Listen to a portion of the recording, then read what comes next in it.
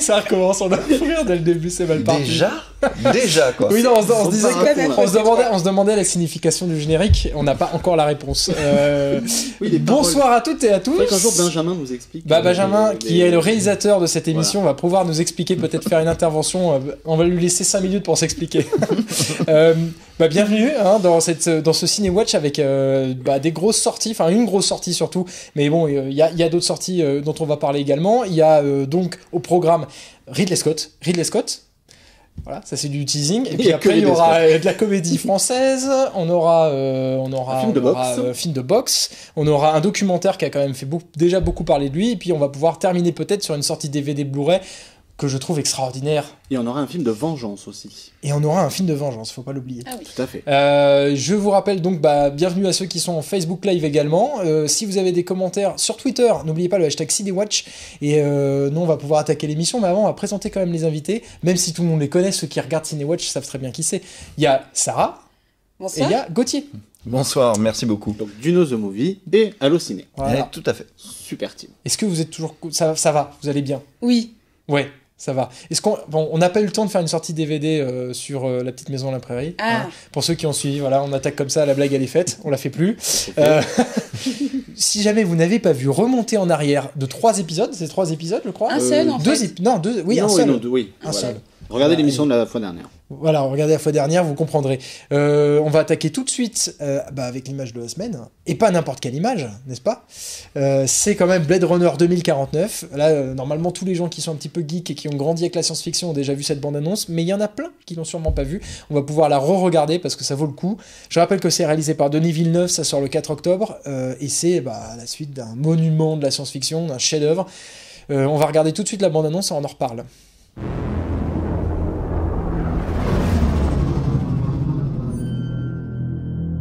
Every civilization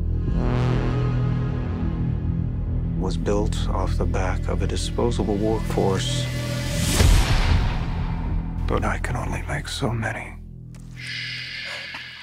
Happy birthday.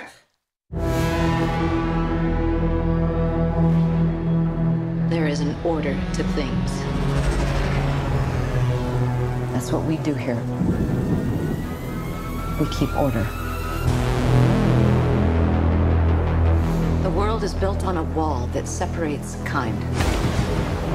Tell either side there's no wall, you bought a war.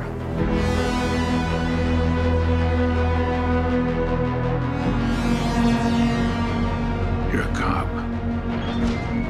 I did your job once. I was good at it.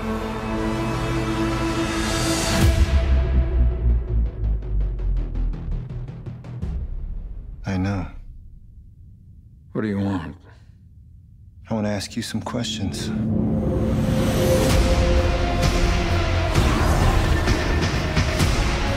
The key to the future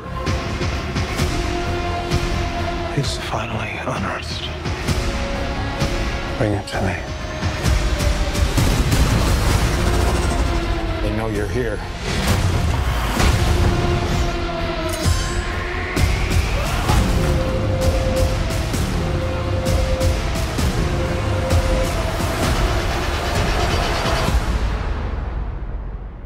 I always told you, you're special. Your story isn't over yet. There's still a page left.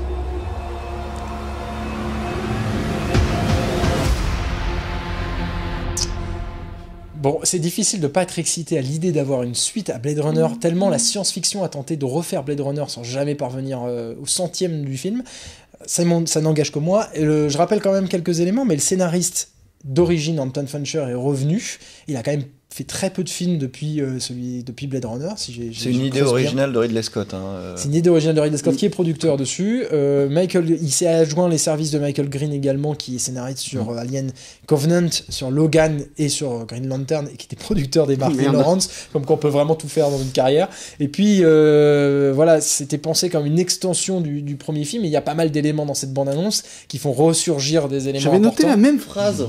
Ah bah tu vois, on a la même source, je crois que c'est ça. On est connectés. Et il y a toutes ces... Bon, il y a des indices. Peut-être l'élément, c'est le bout de bois que soulève Ryan Gosling, qui pourra indiquer la mort de Rachel pour ceux qui connaissent bien, qui se souviennent bien de cet androïde-là. Bon, il y aurait beaucoup de choses à dire. Ça vous donne envie ? Ah oui, complètement. Vas-y, je t'en prie. Moi, contrairement à vous, c'est pas mon film préféré, en tout cas de Ridley Scott, ça c'est sûr. Mais là, de voir les images, c'était la première fois que je voyais la bande-annonce, je m'étais gardé ça pour le regarder tranquille. Et finalement, ça tombe bien. Et franchement, ça donne très très envie. Je pense que c'est une énorme claque visuelle, rien que ça. Oui, mais Denis Villeneuve, c'est là-dessus. De toute façon, généralement, en plus, il a les services de Roger Deakins, que est un génie. Mais le truc, c'est que moi, ce qui m'inquiète profondément, c'est la faculté à Denis Villeneuve à sortir de la reproduction de Blade Runner, qui est très beau, mais qui a pour moi ce supplément d'âme qui fait que c'est atmosphérique, c'est étrange, c'est fascinant. Il y a un truc qui échappe à Blade Runner, qui échappe à Ridley Scott dans Blade Runner, je trouve. Est-ce que Denis Villeneuve va reproduire ça ? Il y a un enjeu énorme. Et écoute, moi j'ai envie de te dire, je dis toujours dans la vie et dans notre métier que quand on fait notre profession, il faut pas être un fanboy et qu'il faut laisser le fanboy au placard pour être plus professionnel quand on fait ce genre d'émission. Mais après ce type de bande-annonce, surtout de Blade Runner, j'ai envie de faire je veux voir ce film tout de suite, s'il vous plaît. Il y a très très peu de choses dont je sois intrinsèquement fan dans la vie. Vous l'avez compris, il y a quelques émissions, il y avait Trainspotting qui est très important pour moi. Il y aura Twin Peaks bientôt qui est aussi très important pour moi. Et il y a Blade Runner. Et je vais me prendre les trois en pleine gueule la même année. Ces trois événements qui vont bouleverser ma vie. Et j'ai jamais attendu un film autant que celui-là, je crois. Je suis complètement dingue. Vous avez vu les premières images. Dès les premières images, on est saisi, quoi. On retrouve l'atmosphère de Blade Runner. Heureusement qu'on a confié la mise en scène à Denis Villeneuve, parce que je pense, selon moi, que c'est le cinéaste le plus capable aujourd'hui de faire ça. Ça par contre, je suis d'accord avec toi. Je pense qu'il est même plus capable que Ridley Scott lui-même. Oui, je pense aussi, parce que Ridley Scott se serait lui-même trop investi de sa propre mythologie. On le verra peut-être tout à l'heure, mais alors comment il réinvente Alien des décennies plus tard. Donc là, je suis très content qu'il soit juste producteur, qu'il ait confié à Denis Villeneuve, qui est quelqu'un d'intelligent, le soin de remettre ça en forme. Ça a l'air absolument génial. J'en peux plus d'attendre. Ouais, je te comprends. Moi, ça me fait quand même peur. 4 octobre, malheureusement. Moi, ça me fait quand même peur, le Denis Villeneuve, parce que je fais partie de ceux qui n'ont pas du tout accroché à Premier Contact. Et même si le film était très beau et qu'il y avait de très belles scènes, de très beaux plans, j'ai justement peur de ce que tu dis, c'est qu'il reste trop sur ce qui a déjà été fait sans essayer d'innover derrière ou d'apporter sa touche personnelle. Donc c'est ça qui m'inquiète. T'as peur qu'il se fasse un peu écraser par le voilà, héritage. comme il l'a été sur d'autres films. Je suis désolée, mais Midnight Special, je trouve que c'est pas hyper inventif en termes de réalisation. Donc je trouve trop. Mais qu'est-ce que ça alors Midnight Special, attention, je crois que c'est. Ah oui, non, je suis partie. Je pense que c'est parce qu'on en a parlé un peu avant, c'est embrouillé. Je suis complètement partie. Oui, ça, on en parlait tout à l'heure. Non, on en a parlé c'est tout à vrai. l'heure. Oui, en plus, t'as une tonalité un peu planante. Non, là, pardon, désolée. Bah non, mais c'est vrai que tout à l'heure, on parlait de tout ça. Effectivement, on parlait de Jeff Nichols, on parlait de Denis Villeneuve. Ouais, on est parti sur les deux. Le pire, c'est que tu le disais, moi j'étais là, oui. On est tous là, oui, c'est vrai. Ce qui est drôle, drôle, qu'il y en a un qui suit, quoi. Je vais partir, je crois. et ce qui est drôle, c'est que Denis Villeneuve, ces films, j'accroche plus il en fait, plus j'accroche. Plus il en fait, plus je reconnais la maîtrise d'un mec. Au début, j'étais pas fan de lui, et j'ai commencé à être impressionné avec Sicario, je crois. Et là, le dernier Premier Contact, évidemment, m'a beaucoup saisi. Et je l'avais rencontré, Denis Villeneuve, pour une interview le lendemain du dernier jour de tournage de Blade Runner. Il était au bout du rouleau, mais il m'a dit que il avait fait toute sa carrière pour arriver à faire des films comme Blade Runner 2049, et il m'avait dit « Je n'ai jamais fait un film où chaque scène était un challenge pour moi ». Il a déjà fait des films où certaines scènes étaient des moments de bravoure, et il m'a dit « Là, tout le film est un moment de bravoure. Donc, Il y a une, je le fais une concentration maximale. je lui fais confiance. Je dérive un tout petit peu, mais je passe le bonjour à ceux qui nous écrivent des tweets quand même, parce qu'il faut les signaler. C'est des joueurs qui reviennent de semaine en semaine. On est ravis de les avoir. Daniel, le fidèle, qui nous dit notamment laissez le fanboy au placard. C'est pour ça que vous y enfermez Gauthier. Gauthier, c'est vrai que Blade Runner, on ne pouvait pas ne pas te faire venir. Ouais, là, Mais pour répondre aussi à Chaf qui nous critique, je crois, sur le fait que Sarah, on t'a peut-être coupé. Nos excuses si c'est le cas, si tu as l'impression que c'est ça. On t'a aussi fait venir parce qu'on parlait d'Alien. Je pense que Chaf voulait défendre le propos de Sarah sur la Ah, oui. prison dans la prairie. À Ah, mon oui. avis, il pense que tu avais un propos très intéressant à développer ce jour-là. Ah oui, Mais oui, sur en ce plus. moment, Faut rire, pardon, t'as- Chaf, j'ai du mal à comprendre. Oui, Et je c'est vrai l'avais que... expliqué après, mais c'est ouais, très moi, sensible. je crois qu'on était allé au bout de ce truc-là. Moi. Oui, mais faut- hors, on pourrait après y revenir. l'émission. Si ça devient, bien sûr, si Je ça pense qu'on devient. devrait faire une émission complète là-dessus pour expliquer le... Et coucou à Grégory aussi qui nous demande si on a bu avant l'émission, mais que du coca, c'est De l'eau. il peut de témoigner. l'oasis, Non, mais quoi. oui. De l'eau et de coca. Tu parles, c'est une bande faut pas dire. d'alcooliques, tout ça. C'est l'excès de sucre. On en fait. finira peut-être par parler comme ça à Je la pense que fin. c'est parce qu'en fait, il fait extrêmement chaud sur ce plateau et on est tous On est un peu survolté. dissipés. Non, mais puis C'est c'est très chaud. et puis il y a Blade Runner 2049 qui passe derrière. Exactement. On est tous. Bon, n'hésitez pas évidemment à nous dire si ça vous donne envie autant que nous, ou si vous êtes très sceptique, dites-nous aussi Blade Runner ce que vous en pensez, si vous l'avez vu, si vous l'avez pas vu. Si vous l'avez pas vu, voyez-le. Hein. Ah Je oui, pense ouais, que- ouais. Non, mais c'est essentiel parce Enfin, qu'il même faut. si vous l'avez vu, hein, revoyez-le. Revoyez-le, on est d'accord. Ça se revoit des milliers de fois, il faut s'habituer à voir des films de science-fiction qui est pas que du boum boum tout le temps, c'est plus une atmosphère, c'est plus sur la durée, c'est magnifique. Et on en a pas parlé, mais je pense que le choix de Ryan Gosling est un. Je pense que c'est un très bon choix parce qu'on a souvent tendance à lui reprocher un peu son côté. Placide. Voilà, très. Voilà, il parle pas beaucoup, etc. Et c'est typiquement, je pense, l'acteur qu'il fallait justement pour. Blade Succéder Runner. à Harrison Ford, ouais. Je suis Exactement. d'autant plus convaincu que la bande-annonce, et moi c'était mon grand étonnement, c'est une bande-annonce, mais on est toujours un peu excité quand c'est des projets qui nous plaisent, et là il m'a l'air sacrément sous pression. Ouais. Il a l'air de péter une case à chaque séquence, et ça fait plaisir de voir Ryan Gosling dans un autre rôle, quoi. Tout à fait. Bah voilà, Blade Runner 2049, là, on va falloir attendre octobre, ça va être très dur. On va pouvoir maintenant parler de box-office. On va se retrouver dans un instant pour en parler. Après le petit jingle qu'on va tenter de décrypter.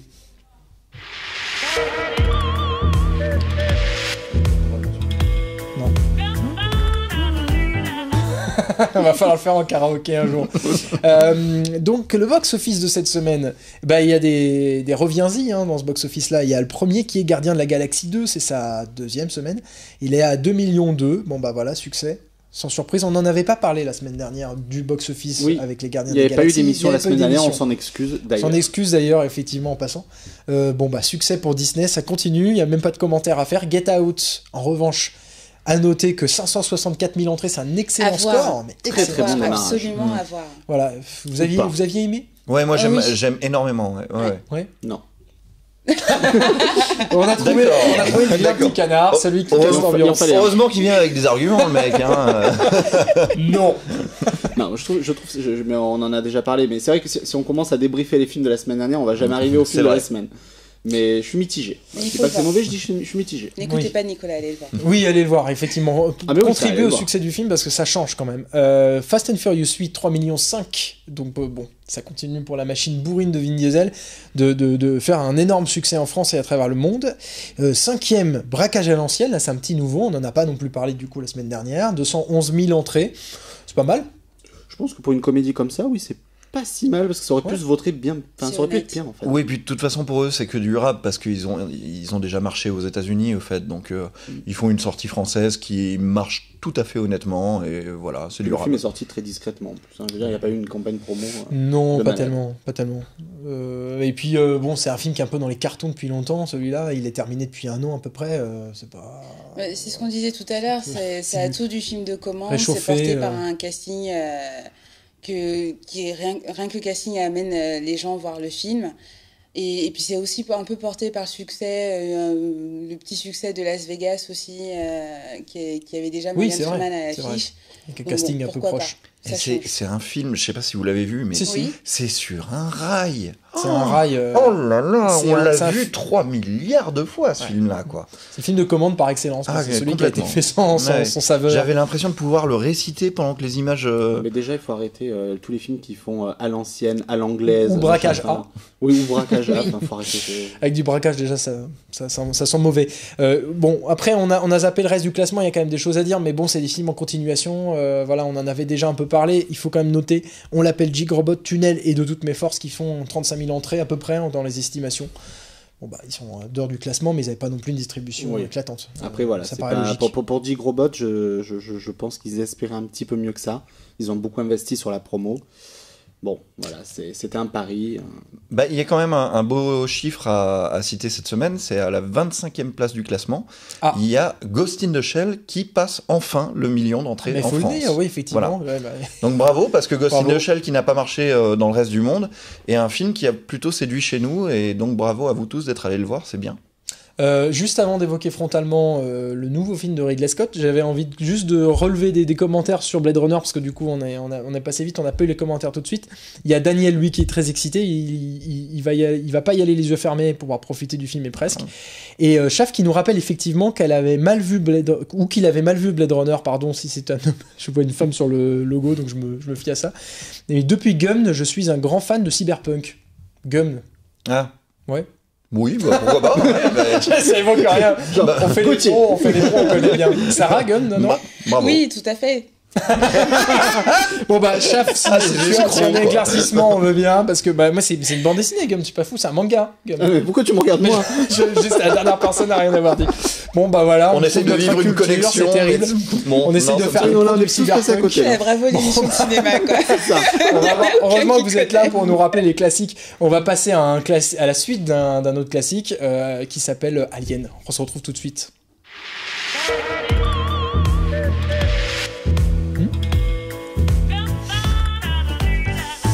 Bon, celui-là aussi, il est très attendu. Là, Ridley Scott, il n'est pas juste producteur, il est réalisateur. Il a repris en main Alien. Ça s'appelle Alien Covenant, c'est sorti, ça y est, enfin, on l'a enfin des yeux, la suite du Xenomorph, la suite de Prometheus, qui n'est pas vraiment une suite de Prometheus, mais plus une continuation d'Alien. On va regarder... Bah non. Non, c'est une Justement. suite de Prometheus quand même. Alors, Non, quand même. pour ceux qui C'est se là tout diraient, le il problème. n'a pas révisé, je l'ai pas vu. Il Donc raconte vous allez me n'importe quoi, le rectifier. monsieur. Hein. C'est lui qui voit, c'est pas nous. Oui, non, mais j'ai même pas vu, c'est ça le truc. On va regarder la bande-annonce, comme ça on va quand même voir qu'il y a un rapport avec Alien, si vous voulez bien. oui. Et puis on va en parler, quoi. Vous allez me rectifier comme ça.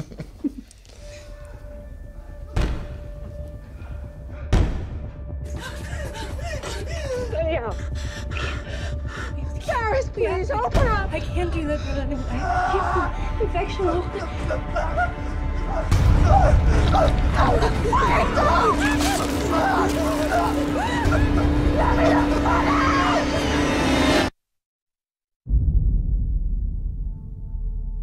There was a boy,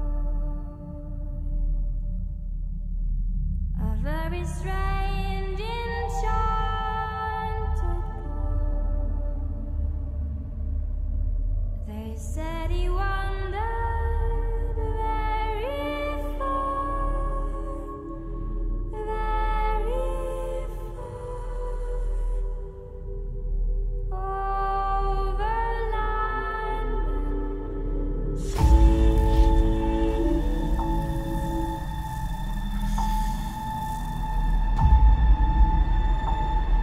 You sure about this, Captain?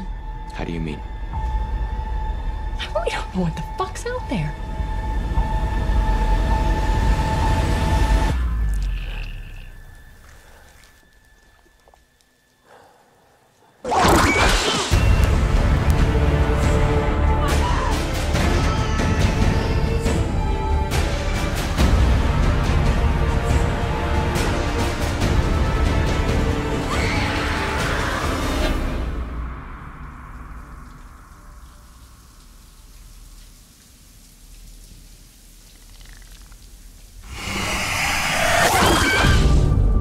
Oui, pourquoi tu es choqué, Nicolas? Alors, j'ai juste envie de dire, ce dernier plan qu'on vient de voir dans la bande-annonce, pourquoi le mettre dans la bande-annonce? Là, il y a un moment, laisser un peu de surprise et laisser un peu de biscuit aux gens qui vont aller voir le film, quoi. Bah, c'est évident. Enfin, pour moi, c'est évident de ce choix de le mettre dans la bande-annonce. C'est le film qui est censé ramener Alien au cinéma. Donc, Je suis d'accord, mais si tu commences à mettre toutes les scènes un peu fortes dans la Bien sûr. bande-annonce, il y a un moment, les gens, ils ont plus grand-chose à aller voir dans le film, quoi. Oui, alors voilà, bah donc effectivement, suite de Prometheus. Est-ce que la connexion quand même et l'héritage qu'il porte, ne serait-ce que dans le titre Alien Covenant, est-ce qu'il est à la hauteur? Et là, je m'adresse à Sarah particulièrement parce que je sais que tu es une grande fan d'Alien. Ouais. Est-ce que tu es mitigée, déçue, incroyablement heureuse? Sarah, elle est en apoplexie de toute façon en attendant le film. Ça fait 6 mois qu'elle vit. On en a beaucoup parlé. Je t'étais, suis très très impatiente. fan d'Alien, c'est mon film préféré. Toi, c'est Blade Runner, c'est Trainspotting. Moi, c'est Alien. Donc, et en fait, en sortant du film, bah, j'étais pas entièrement déçue, mais un peu quand même. En fait, le problème principal autour du film, c'est qu'il est vendu comme l'héritage d'Alien. Tout est fait pour qu'on nous dise que c'est le retour d'Alien au cinéma, etc. Mais en fait, non, c'est pas un film Alien, c'est un film Prometheus. Donc c'est ce qui sauve le film au final. Il y a deux côtés sur ce film-là. C'est le côté Prometheus, où du coup, je pense que Ridley Scott s'est vachement bien réussi parce qu'il a fait la suite de Prometheus comme il voulait le faire depuis le départ. C'est-à-dire expliquer comment ont été créés les aliens et continuer l'intrigue qu'il avait amorcée dans son premier film. Et même s'il y a eu des passages même s'il y a des passages qui sont un peu très énigmatiques, très bizarres. Il y a toujours des questions qui restent en suspens. Non, c'est pas ça. C'est plus l'approche de certains personnages en fait qui est vraiment très étrange en fait, vraiment très très étrange. Donc je veux pas trop en dire, mais oui, c'est la difficulté. Ça surprend beaucoup en fait. Mais en même temps, les propos qu'il émet dans le film, il y a toute une réflexion derrière sur la condition humaine, sur justement cette notion d'héritage qui se passe d'homme à androïde, si on peut dire ça comme ça. Qui est finalement très intéressante. Là où le film se plante, c'est en voulant recréer du Alien.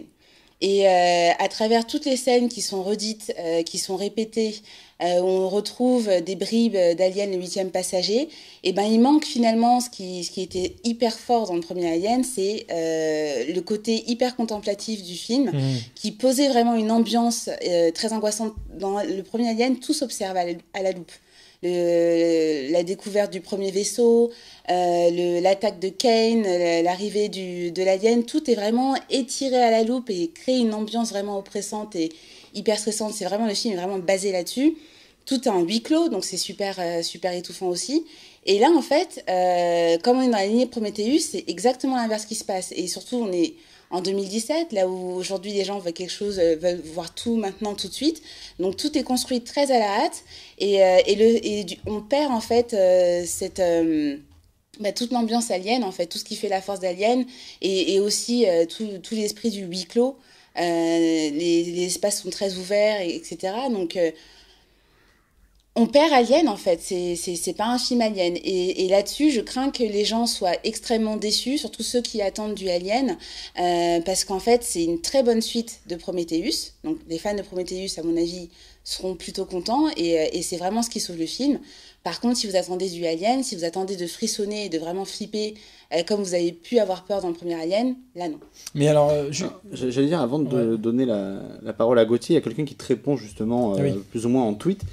Qui est Julien Dugois qu'on avait reçu sur ce plateau, qui dit Alien Covenant a tué les efforts de Damon Lindelof dans Prometheus pour donner une dimension mystique à Alien, c'est lamentable. Donc toi, du coup, tu vas peut-être pouvoir donner ton avis et lui répondre.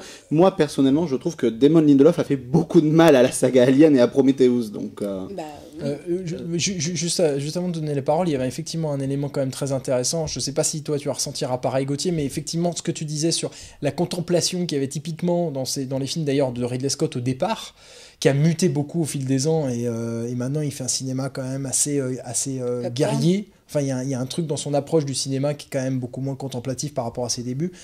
C'est quelque chose, effectivement, moi qui l'ai pas vu, ce film-là, qui me faisait un peu peur avec ce projet. Cette approche un peu cinéma de guerre, cinéma un peu bourrin, où on refait les scènes parce que tout le monde connaît Alien, donc on va les refaire pour que ce soit efficace, mais pas pour que ce soit que c'est de la personnalité, que c'est de l'âme, quoi.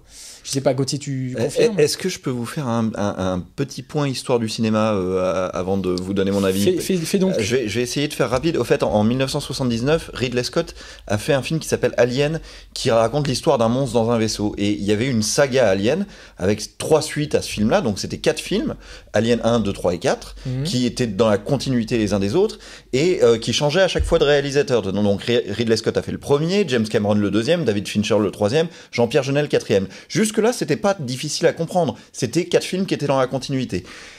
En 2013, ou en 2012 plutôt, en 2012, Ridley Scott a voulu reprendre la franchise qu'il avait initiée et dire « Moi, j'aimerais bien savoir d'où viennent les monstres qu'il y avait dans le vaisseau dans le premier. Donc, je vais faire un film avant tout ça, qui va s'appeler Prometheus, donc, et qui va raconter les origines des aliens qu'on a vus dans la première saga. Donc, Alien Covenant est la première suite de Prometheus. C'est-à-dire qu'avec Prometheus, il a initié une nouvelle saga qui va se raccrocher à Alien pour terminer. Mais moi, ce que je pense, et c'est là que je vais vous donner mon avis sur ce film, c'est que je trouve, comme toi, que c'est une très bonne suite à Prometheus, mais que la saga Prometheus et la saga Alien sont pas du tout les mêmes sagas. Oui. Ça n'aborde pas les mêmes thèmes du tout, ça n'a pas le même look. Les deux sagas ont un héros principal. Dans la saga Alien, c'est Ellen Ripley, qui est jouée par Sigourney Weaver, et qui est un personnage très intéressant et très attachant, parce que c'est vraiment, c'est elle qui a tous les malheurs du monde, quoi. Elle retombe indéfiniment sur les aliens. Dans cette nouvelle saga, je vous dis pas qui c'est, mais c'est un personnage qui est très digne d'intérêt aussi. Et c'est un personnage qui est très ambivalent et qu'on comprend quand même. On comprend totalement ses questionnements et ses motivations. Et je pense qu'on va le retrouver dans les 2 prochains films, puisque Ridley Scott a annoncé qu'il ferait encore 2 suites après Alien Covenant. Et, dont une déjà écrite. Dont une déjà écrite. Qui va se tourner à l'été 2018. Qui devrait s'appeler Alien Awakens. Ce qui a du sens si on voit ce film-là et qu'on comprend la fin. Et vraiment, les questionnements dans ces nouveaux films, c'est plus du tout des histoires de aliens qui sortent du corps et de comment on se fait violer par une entité extérieure et tout ça, ce qui était vraiment les questionnements de Alien. Oui. Là, maintenant, les nouveaux questionnements, c'est quelle est la chaîne de la création, d'où vient l'homme, qu'est-ce qu'il crée, et ce qu'il va créer, pourquoi, sous quel prétexte moral on l'empêcherait de créer à son tour. Donc c'est toute une chaîne de la création qui sont des problématiques qui occupent Ridley Scott en ce moment, et je trouve que sous ce regard-là, c'est un film très très réussi et très passionnant. Après, je suis comme toi, ça me fait plus peur du tout, je trouve que la mythologie est complètement éventée, que les créatures qui maintenant sont en numérique sont moches.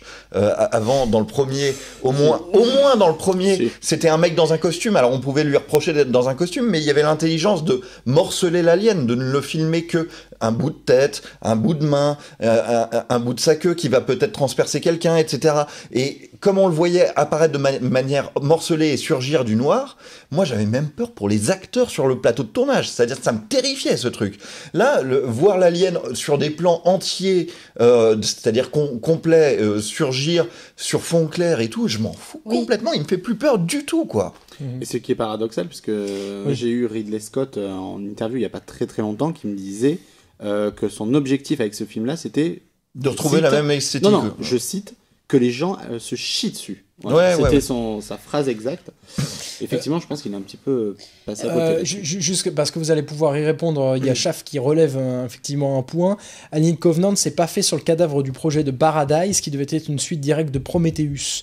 C'est vrai que c'est Alien Paradise Lost, le nom qu'il a eu gardé pendant longtemps. Il y a peut-être il y a eu une greffe pendant un moment pensée sur un film Prometheus 2 démarré et puis greffé à Alien un peu à la dernière minute. Ça se ressent, en fait, il y a eu une urgence aussi qui s'est passée, c'est que Ridley Scott, on connaît un peu son tempérament qui est de plus en plus grognon, je pense qu'on ne peut pas se tromper là-dessus. Et ce qu'il faut savoir, c'est qu'il n'a jamais entièrement accepté les suites qui ont été faites à Alien. Même s'il y a eu du très très bon, il y a beaucoup de choses qu'il n'a pas aimées dans toutes les suites, et notamment celle de James Cameron, et ça se ressent énormément en fait dans Alien Covenant, que le premier film auquel il coupe la tête, c'est celui de James Cameron. Donc ça c'est une chose, et je pense que c'est pour ça qu'il a voulu récupérer son bébé. Et ensuite, comme la réception de Prometheus a quand même, malgré son succès, a été très discutée, Il y a eu le projet de Neil Blomkamp aussi qui est sorti un peu de nulle part. Éjecté par Ridley Scott lui-même. Et qui pourtant faisait rêver. Qui faisait rêver beaucoup de monde. Mais du coup, c'est à partir de là, entre les demandes des fans d'Alien qui voulaient revoir le xénomorphe et le projet de Neil Blomkamp qui a vraiment excité tout le monde parce qu'il reprenait des acteurs phares de la saga. Du coup, je pense qu'il y a eu une véritable inquiétude de ce côté-là, de se dire je veux absolument récupérer mon bébé et en faire ce que je veux. D'où une trilogie aussi pour garder le contrôle. Voilà. Et le problème par rapport à ça, c'est que moi, du coup, depuis que j'ai vu le film, j'arrête pas de réfléchir sur la continuité de la saga. Et non seulement, il y a encore 2 films qui vont venir derrière, mais pour l'instant, l'existence de l'Alien est devenue vaine. En fait, par rapport à ce qu'on a pu voir avec les sagas d'Alien. Il faudrait penser à un Alien, puis un Alien Covenant, plutôt que de penser à un Alien, Alien 2, Alien 3, il faudrait oublier, il faudrait presque considérer le 2, 3, 4 comme une saga à part, quoi. C'est ça, oui, mais la saga Alien est une saga à part. Non, je voulais dire, le 2, le 3 et le 4 seraient presque un peu à part, parce que tu me dis qu'il piétine James Cameron, qui est la suite du premier Alien, comme s'il faudrait penser la trilogie de Ridley Scott et la trilogie qui est celle des autres réalisateurs. Non, c'est ça un peu l'idée ? Peut-être. Moi je trouve qu'il y a un truc qui est un petit peu méta parce que on a bien compris que Alien Covenant et que Prometheus c'était vraiment une question sur qui est notre dieu, qui est notre créateur, et il y a ce qui se passe, qui est en train de se passer, c'est que Ridley Scott reprend la main pour faire une origin story pour dire les gars, c'est moi le créateur. Après vous parlez, mais le créateur c'est moi. Mais pour l'instant, il peut encore. Non, je suis pas d'accord. Pour l'instant, il peut encore se rattacher. C'est une question, hein, moi je l'ai pas vu. Mais pour l'instant, il peut encore se rattacher au 1, au 2, au 3, au 4. Là où il en est aujourd'hui, après Alien Covenant, il y a encore moyen que toute la saga soit cohérente. Oui. Ça dépend de ce qu'il va faire après. Ça dépend de ce qu'il va faire après. Nous, on en a beaucoup parlé avec Sarah, notamment après l'avoir vu tous les deux. À force de faire du ping-pong, on se rend compte que pour l'instant, il y a encore moyen de faire en sorte que tout fonctionne, que tout soit cohérent, que tout se rattache parfaitement. Il faut juste que Ridley Scott ne merde pas dans effectivement les 2 suites qui arrivent. Et comme disait Sarah, sachant la haine qu'il a pour le Alien de Cameron, notamment la reine, idée qu'il trouvait complètement stupide, il y a des chances qu'en fait il sabote lui-même la logique de sa saga, je pense, par ego. Donc voilà, c'est un petit peu le risque. Mais pour l'instant, il peut encore y arriver. Bon, je vais devoir clore malheureusement la discussion sur Alien par manque de temps, parce qu'on a d'autres films qui sont derrière. Je voudrais juste dire un truc, c'est le retour du gore dans la saga qui manquait cruellement dans Prometheus. Je vous promets que celui-là, il est dégueulasse, quoi. Il se passe des trucs, mais horribles, quoi. Ça a beaucoup été dit, hein, d'ailleurs. Hein, ça a été un des arguments pour nous. Je dirais juste une dernière chose, c'est que je suis assez étonnée que notre musicien en chef n'a rien à dire sur une certaine scène. Est-ce que les doigts sont bien positionnés sur une certaine... Je sais pas, je ne joue pas du pipeau, donc je ne sais pas. Mais j'aimerais bien le savoir. Bon, du coup, par contre, point d'Alien dans le film dont nous allons parler après, Nicolas, je crois. Oui, effectivement, on va enchaîner avec un film qui s'appelle Message from the King. Donc, c'est le nouveau film du réalisateur belge Fabrice Duvels, à qui l'on devait Vignane, à qui l'on devait Calvaire. Alléluia. Et oui, et à qui on devait surtout Alléluia, enfin son dernier film en date. Il est parti aux États-Unis, il est parti à Los Angeles pour un film de commande, si je ne me trompe pas. Film tourné dans l'urgence, en très peu de temps, avec Chadwick Boseman que l'on avait vu dans Get Up. Voilà, je cherchais le Up. Qu'on avait vu dans Get Up et qu'on va retrouver surtout dans Black Panther. Également Luke Evans, Teresa Palmer. Get Down, je sais plus. Get Up. Get Up. Get Up, le biopic sur Jackie Get Down, c'est la série. Get Down, c'est la série. J'allais dire sur Jackie Brown. C'est pas le même. T'imagines. Bon bah voilà, on va tout de suite regarder la bande-annonce et on va parler du film après. Jacob, it's Bianca. I'm in trouble. How long will you be staying here in Los Angeles, Mr. King? 1 week. Bianca! Do you happen to know who Bianca paid her rent to? Slicks back hair, you know. Zico. What's this about, my friend? I'm looking for my sister, Bianca. We can't help you.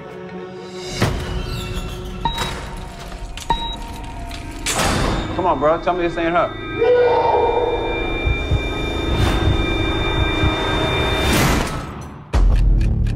It's Bianca. She's got a brother. You told me Bianca was not a problem anymore. Did Bianca ever talk to you about where she was from? Cape Flats is one of the highest murder rates in the world. You killed my sister. You tortured her. Why? Why? Bianca got out. Her brother stayed. We have no idea what he's capable of. He's not going to go away. This is your mess, Mike. Everybody's looking for something in this place. Is it about her? What difference is it going to make to her now?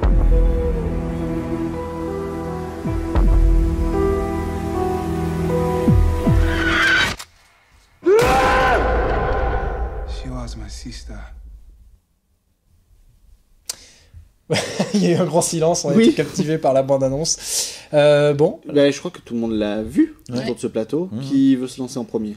Ouais, moi, je peux me lancer très brièvement. C'est un polar qui se passe à Los Angeles. C'est un type qui est taxi et qui arrive à Los Angeles. Il est taxi en Afrique du Sud et il arrive à Los Angeles parce qu'il a reçu un appel de détresse de sa sœur qui vit là-bas et il va y aller et il va avoir du mal à la retrouver. Il va commencer une enquête. C'est un polar archi classique. Vraiment, une sorte d'enquête comme ça qui remonte, et plus on remonte les strates, plus on va chez des gens très très méchants. J'aime bien le côté un peu poisseux, sale et tout ça, je trouve ça assez réussi. Fabrice Duvel, ça n'a pas beaucoup eu les mains libres sur ce film-là, hein. On lui a vraiment demandé de filmer et de mettre en scène le plus directement et efficacement possible. Je trouve que pour finir, ça fait un polar efficace que j'aime bien. C'est pas une révolution, mais j'aime bien, vraiment. Sarah, je crois que vous deux, vous êtes un petit peu moins emballés. Moins clients, ouais. Moi, je suis un peu du même avis que Gauthier, mais beaucoup moins enthousiaste, en fait, pour le coup, parce qu'effectivement, c'est un film qui est assez classique. Moi, j'ai envie de dire bienvenue dans les années 90, en fait, parce que voilà, on a déjà vu ce genre de film des milliers de fois. Il y a rien de surprenant, on devine assez vite les choses, en tout cas dans les grandes lignes. Après, j'ai aussi aimé l'efficacité du film, c'est-à-dire qu'effectivement, comme il n'y a pas beaucoup de personnalités dans le film, on peut quand même dire que le film est bien fait. Je veux dire, moi j'ai passé le film à attendre quelque chose de surprenant. Bon, c'est pas arrivé, mais en tout cas, je me suis pas ennuyée parce que c'était vraiment bien fait. Il y a suffisant, c'est bien rythmé. Je trouvais que Chadwick Boseman était très bien dedans. Les acteurs, Luke Evans, tout ça, ils sont aussi tous très bien. C'est juste que voilà, c'est pas passionnant, quoi. C'est. Ouais, ça se. Non, mais je vois, les arguments, quoi. Les arguments d'aujourd'hui, waouh! J'ai tout donné sur Alien. Je vois ce que tu veux dire. Il y a un côté, voilà, c'est pas un grand film, mais moi, je ça a le droit. C'est un film. Non, et c'est un film qui. J'allais dire, c'est un film qui fait le job. Ouais, voilà. Et c'est déjà très bien. Toi, je sais que tu n'as pas aimé du tout. Parce qu'il faut bien qu'il y en ait un qui... Non, je suis pas fort. Il faut bien qu'il y ait un pénible. Je peux pas être assassin avec tout ce qui a été présenté parce que précisément, Fabrice Duvel, c'est un gars que j'aime bien. Je pense que c'est un gars qui fait son cinéma avec sincérité. Donc j'ai pas envie de taper sur lui. Surtout, c'est effectivement un film qui était un film de commande. Donc il a les mains liées. On sent bien qu'il a pas pu faire le film qu'il voulait peut-être faire. Qui est sous-tendu un peu au début du film, qui est un film un peu différent parce que moi j'avais la sensation qu'on sous-tendait un peu plutôt un drame qu'un polar hard-boiled. Avec ce personnage qui subit j'étais assez pris sur le début avec ce personnage qui subit des exactions et puis qui se retrouve un peu bouleversé par ça. Après, c'est quand ça part dans le polar hard-boiled où il fait un hommage au film des années 70 avec cette pellicule très granuleuse qui est assez réussie sur les séquences de nuit où il y a un peu un travail de la pollution, du côté poisseux de la ville. C'est assez chouette. Maintenant, c'est ce récit-là qui est très classique, somme toute classique, qu'on peut excuser si on connaît un peu le genre, mais malgré tout, il se vautre quand même, je trouve, assez souvent dans la facilité, avec des personnages caricatures. On n'attend pas forcément plus de ça, mais ils sont vraiment taillés à la serpe avec Alfred Molina en producteur qui aime bien les jeunes, le dentiste psychopathe joué par Luke Evans qui est assez improbable. Et en fait, ce mix et de rencontre entre ces deux films, moi j'ai trouvé que ça donnait un film un peu informe, quoi. Il y avait un truc où les séquences d'action, en plus, où je me suis dit ok, c'est un polar hard-boiled, on va plonger avec les séquences d'action, elles sont extrêmement mal filmées. J'ai trouvé il n'y a aucune on sent bien que la chorégraphie, il n'a pas eu le temps de la travailler, je le sais. Mais moi j'ai trouvé ce style film de guerre avec un montage à chier au... Tu dis que c'est simple et que les personnages sont caricaturaux, mais est-ce que c'est pas justement... tu vois, ça renvoie clairement aux séries B, tu vois, aux films bis des années 80. Et c'est un peu ça, quand même, le principe de ces films-là. Il y avait, alors je sais pas tout évidemment, mais il y avait dans la blaxploitation auquel se réfère Fabrice Duvel, c'est une forme de légèreté que j'appréciais davantage. J'avais l'impression qu'ici, celui-ci avait ce côté qu'ont les films, je trouve assez souvent mauvais dans les polars, c'est-à-dire un truc où c'est très premier degré, il n'y a pas l'échappatoire, il n'y a pas la zone de rigolade pour à un moment donné se dire on va prendre du recul, ça reste les gars, des divertissements, ça reste amusant. J'avais l'impression qu'on était vraiment, malgré l'improbabilité de certains dialogues, notamment les dialogues, les allusions de Luke Evans à son propre métier de dentiste, où il fait des vannes dessus qui sont à se pisser dessus de rire. Il y a un truc où c'est tellement pris au premier degré que je me dis qu'il a raté son truc, parce qu'il y a il manque quelque chose à ce film pour que ça devienne vraiment divertissant. Mais c'est mon avis. Je suis assez d'accord. Et je sais pas pourquoi, moi j'ai pas arrêté de penser au la petite après. Ah, non. Alors là, il va falloir que... Non, on va repartir. Non, je plaisante. Ah non, je pensais que t'avais une référence là. Non.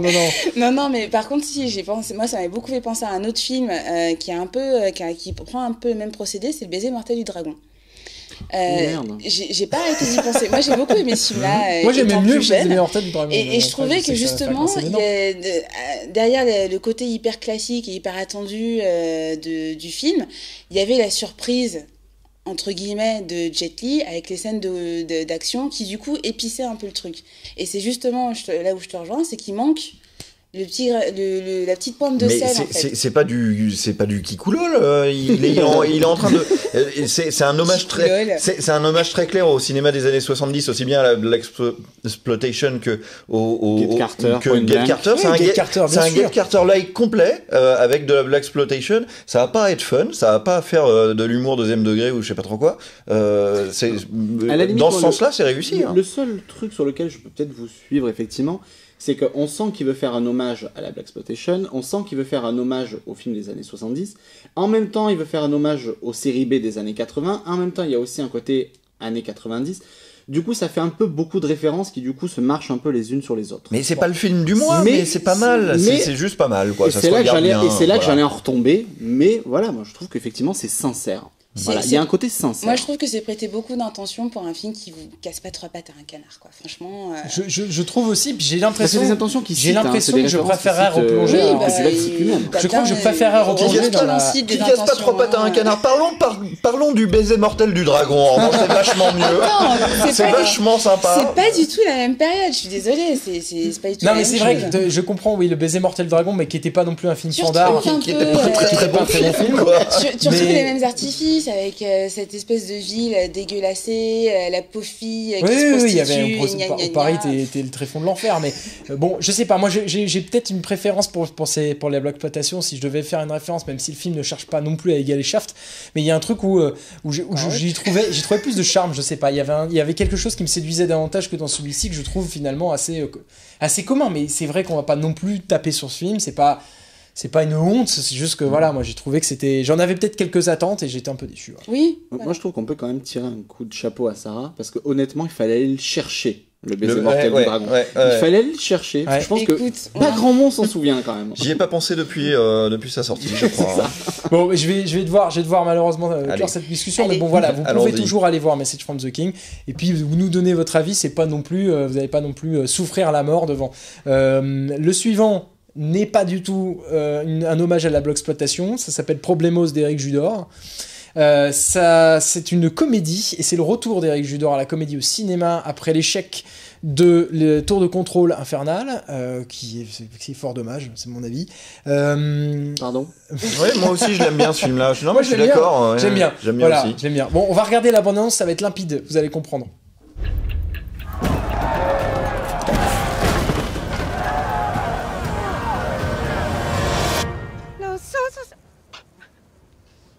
Nosotros, la tierra se defiende. Que sigue el gobierno.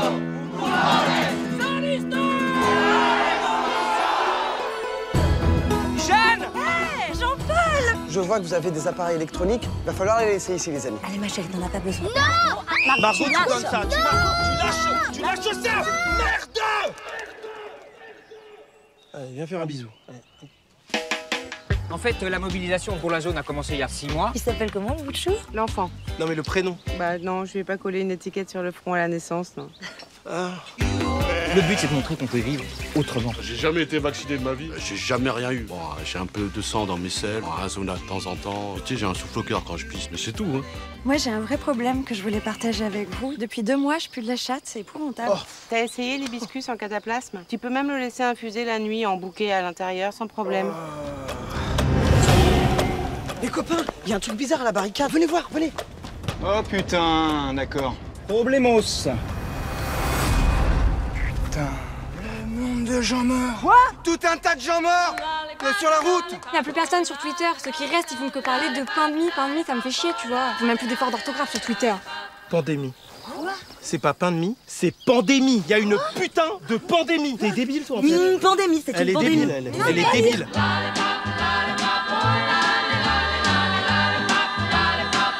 On reste calme.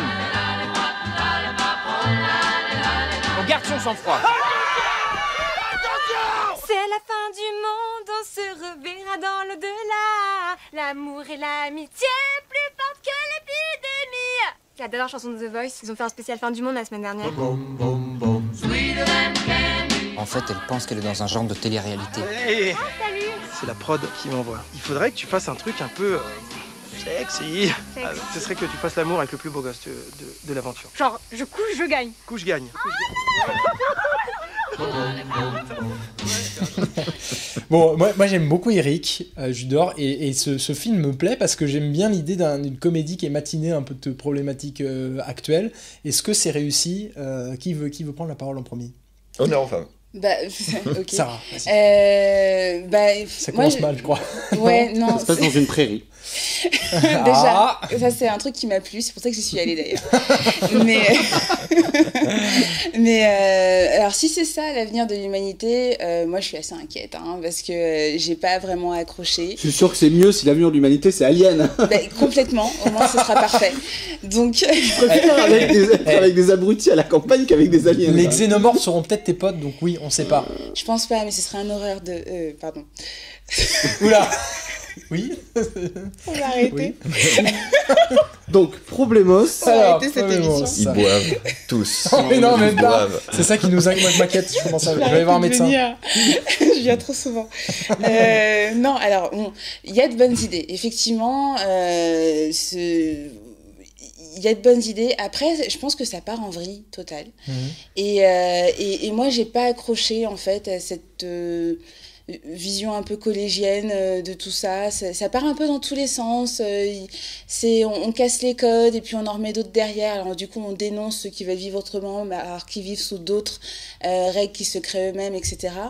Je trouve qu'il n'y a pas vraiment de point de vue. Ça se termine un peu en queue de poisson. C'est là pour faire rire, donc il y a quelques moments qui sont assez drôles. Mais globalement, je me suis fait chier. Non, aïe, voilà. Ouch. Je peux pitcher ou pas? Rapide. Eric Judor, c'est un gars qu'on adore depuis la fin des années 90 et en gros, c'est un personnage en lui-même, quoi. Maintenant, c'est lui qui réalise le film d'ailleurs aussi. Ouais, c'est ça, et donc, il arrive dans une communauté de babacool, de gars qui sont en marge de la société et qui ne veulent pas du système. Et il croit qu'il va devoir passer un week-end avec eux. Et en fait, il va y avoir une pandémie et on va basculer dans un monde quasiment post-apocalyptique où cette communauté est peut-être la seule encore sur Terre. Alors toute la question c'est est-ce qu'ils vont recréer un système et si oui lequel? Est-ce qu'ils vont replonger dans le capitalisme et tout ça? Honnêtement la première moitié du film jusqu'à la pandémie je suis mort de rire. Tous les paradoxes entre je suis un gars de la ville et j'arrive chez les super babacools qui veulent rien de rien et tout ça m'a beaucoup fait rire. Au moment où on part dans le post-apocalyptique je me suis dit bon c'est intéressant mais ça va un peu loin dans le délire quand même. Je suis très content de voir une comédie avec Eric Judor qui sort un peu de ce qu'on voit de la comédie française, ça essaye vraiment des trucs. Si c'est votre humour, vous allez vous marrer jusqu'au bout et puis c'est très sympa. Voilà. Nicolas non, moi je compléterai en disant que je trouve que c'est drôle et que c'est intelligent. C'est une comédie intelligente et on n'en voit pas beaucoup des comédies intelligentes. Je trouve que la réflexion sur la société est très très très intéressante. Voilà, il montre l'idée d'un monde qui devient on va dire plus ou moins post-apocalyptiques, ils sont les derniers, voilà, il n'y a plus qu'eux, c'est eux les garants d'un nouveau monde, et en voulant recréer un nouveau monde avec leurs idéaux qui sont nobles au départ, ben, tu te rends compte que toute société est vouée à l'échec du moment que toute société veut se créer en tant que société, c'est-à-dire avec des hiérarchies, etc. Et voilà, au final, le film montre juste que l'homme est un loup pour l'homme et que l'homme reproduira toujours les mêmes erreurs. C'est Blanche Gardin qui a écrit le scénario, c'est un scénario qui est assez pessimiste sur le fond, mais voilà, je trouve que le film est très très drôle, que la réflexion est très intelligente. C'est une comédie avec des gens qui meurent dedans, et qui meurent vraiment. Mais je relèverais juste un petit point, loin l'idée de faire dans la polémique. Il y en a eu beaucoup ces derniers temps, à bras ouverts, Gangsterdam, etc. Moi, dans la bande-annonce, on voit juste ce gag récurrent entre Éric Judor et cette petite mignonne, etc. et tout. Bon, dans le film, c'est clairement dit, dès le départ, elle a 16 ans. Je trouve que, voilà, on lui aurait donné 18 juste pour qu'elle soit majeure. Ça dans la vie, elle a 25 ans, hein, c'est une évidence. Oui, mais dans le scénario, dans le film, je trouve ça un tout petit peu gênant, si tu veux. Oh là là, un running gag. Il y en a marre de la polémique, il y en a marre. On est avec un running gag sur un mec qui a 40 balais qui veut juste se taper une mineure. Moi, ça m'a un tout petit peu gêné, mais c'est un détail dans le film. Je tiens à le préciser parce que c'est un très bon film. Oui, parce qu'effectivement, tu m'en avais parlé et je m'attendais à plus lourdingue que ça. Et au final, bon... je trouve que c'était une ligne de dialogue Et quand tu regardes L'Amant de Jean-Jacques Hano, tu fais quoi Oui, sauf que là, on est en train de parler de Problemos. Donc, je sens que le débat va s'ouvrir et je peux pas l'ouvrir. On peut pas l'ouvrir parce qu'on a encore un autre film dont on doit parler. Oui, tout à fait. Mais en tout cas, voilà, Problemos, malgré tout, vous le conseillez quand même. Oui, moi, Sarah, totalement. Faut aller pour Éric Judor, c'est qui le nom? à la limite. Ah oui, c'est ça, pardon. Ah ça y est, tu m'oublies quoi. Bah bravo, bonne mémoire. Est-ce que tu te souviens du film suivant? Oui, tout à fait. Le film suivant, c'est Outsider, le nouveau film de Philippe Falardeau. Oui, je suis parti comme une machine parce que je sais que... J'ai l'impression que je l'avais programmé pour ça. Outsider. C'est le réalisateur à qui l'on doit Monsieur Lazare et Gibor Savatanguer. Voilà, vous connaissez sûrement... Tout le monde connaît Rocky Balboa. Tout le monde connaît Rocky. Tout le monde connaît les films avec Stallone, etc. Mais pas grand monde sait que c'est inspiré d'une histoire vraie. L'histoire d'un modeste boxeur du New Jersey qui s'appelait Chuck Wepner. Voilà, Eric Falardeau en a fait un biopic avec Liv Schreiber, Ron Perlman et Naomi Watts. On regarde tout de suite la bande-annonce. You don't know me. You don't, Chuck Wepner. Well, you do know me, but you don't know you know me. Once upon a time, I was the heavyweight champ in New Jersey. I was the best. Hey, Dal, set my man up with whatever he wants. And some guy named Stallone wrote a screenplay inspired by me. I was like, what? It's the real Rocky. I told you, you know me. A real Rocky. Man, everything's gonna be different now, baby.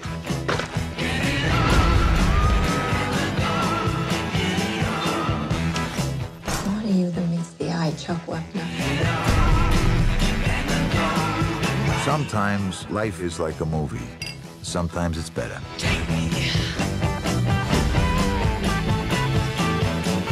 Oh, Jesus. Look at the picture. Look at you, like he's your girlfriend. Come on, just push the button. Voilà, donc Outsider, voilà, tout ça pour dire que c'est juste un très très très très bon film qui sort cette semaine, que je vous recommande énormément. Liv Schreiber est absolument formidable et le film est absolument passionnant. Je sais pas si la bande-annonce vous donne envie, j'espère en tout cas, parce que c'est vraiment Perso, super pas du film. tout, mais je ferai l'effort quand même. C'est un très chouette... c'est une bande-annonce un peu métropolitaine, il y a toujours un peu caché... c'est vraiment bien, et puis l'histoire de ce personnage est vraiment extraordinaire. C'était pas le plus grand boxeur de tous les temps, même si il a quand même combattu face à Mohamed Ali. Mais voilà, ce qui est très intéressant, c'est de voir comment Rocky l'a propulsé superstar et l'a détruit en même temps. C'est vraiment un très chouette film. Alors moi on m'a pas demandé, mais ça m'intéresse aussi. Oui, j'ai demandé vous. J'ai demandé vous. Mais... je pensais bien qu'on allait passer à autre chose.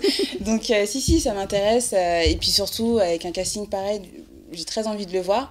Et pas seulement parce qu'il y a Ron Perlman dedans, mais aussi parce que j'ai un petit côté sadique au sujet de Naomi Watts que j'aime bien voir se viander. Donc voilà. T'es dur. Naomi Watts qui retrouve ce qui est désormais son ex-mari. Donc Naomi Watts, si tu nous regardes, bah voilà, tu n'as pas que des fans. On a d'autres des films. Oui, alors il y a plein de choses qui sortent cette semaine. Je vais juste faire un focus sur deux. Le premier, c'est Little Boy, un film d'Alejandro Monteverde. Voilà, il y a ce petit gamin qu'on voit sur l'affiche qui est absolument incroyable. J'ai pris un accent marseillais. Incroyable, peu cher. Tu es pas là, Il y a également Emily Watson, Tom Wilkinson et surtout Michael Rapaport qu'on voit très peu au cinéma et qui est un acteur que j'adore au plus haut point. J'étais ravi de le retrouver dans ce film. Voilà, c'est l'histoire d'un petit garçon qui est un petit peu chétif, un petit peu naïf et qui va faire tout ce qu'il peut pour que son père revienne de la guerre. Il est parti au front pendant la Deuxième Guerre mondiale. Et voilà, donc il faut voir le film, et en fait, on lui explique qu'en ayant la foi, on peut déplacer des montagnes. Lui, il prend ça au premier degré, quoi, qu'en ayant la foi, on peut vraiment faire de la magie, on va dire. Voilà, c'est un super beau film, c'est drôle, c'est très émouvant, et je vous le recommande. Et le deuxième dont je voulais parler, c'est I Am Not Your Negro, un documentaire de Raoul Peck qui fait beaucoup parler de lui et qui était nommé aux Oscars. Je sais que toi aussi tu l'as vu. Oscar du meilleur documentaire, effectivement, il l'a pas eu, nommé, mais nommé. C'est passé sur Arte il y a 2 semaines, et là ça sort au cinéma. C'est un film de Raoul Peck, qui est le président de la FEMIS, et qui retrace un petit peu l'état du racisme aux États-Unis dans les années 60.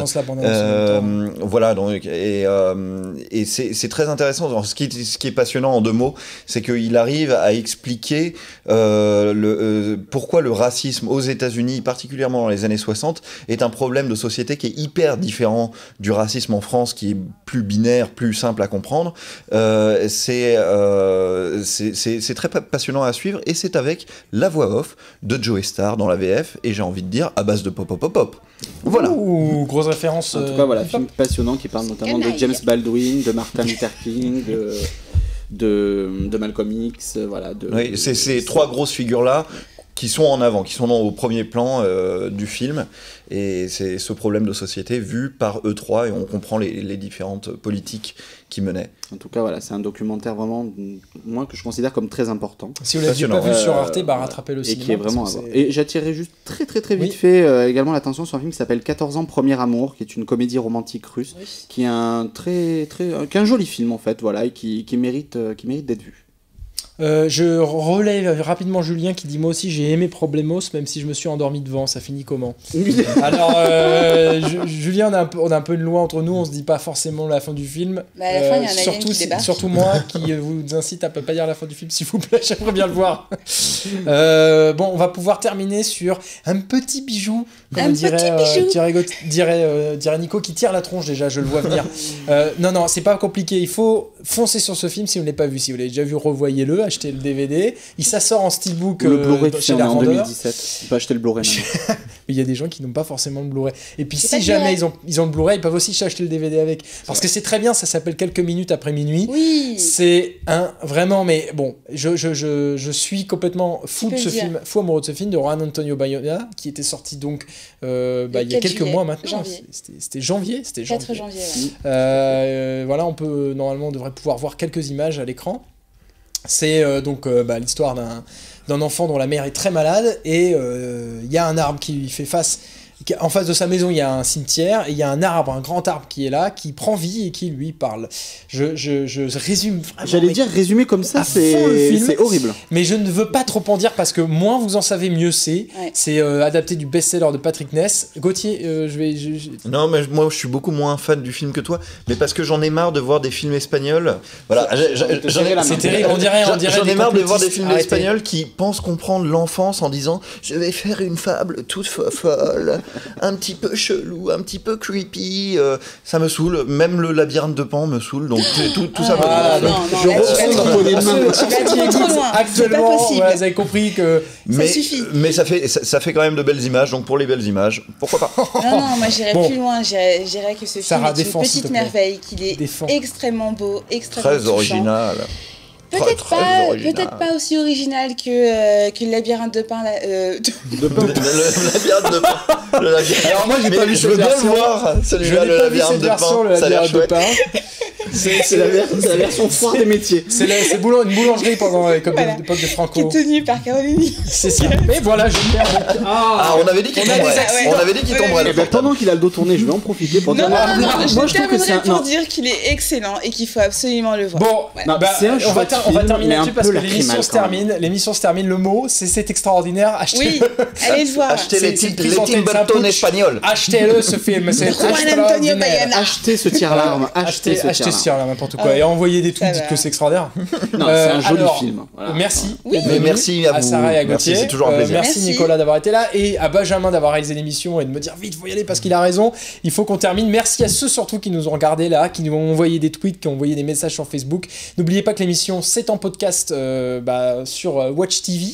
Voilà, vous allez pouvoir la partager, la re-regarder. Nous on vous dit à la semaine prochaine. On aura encore du lourd parce que c'est du lourd ce mois-ci. Bisous.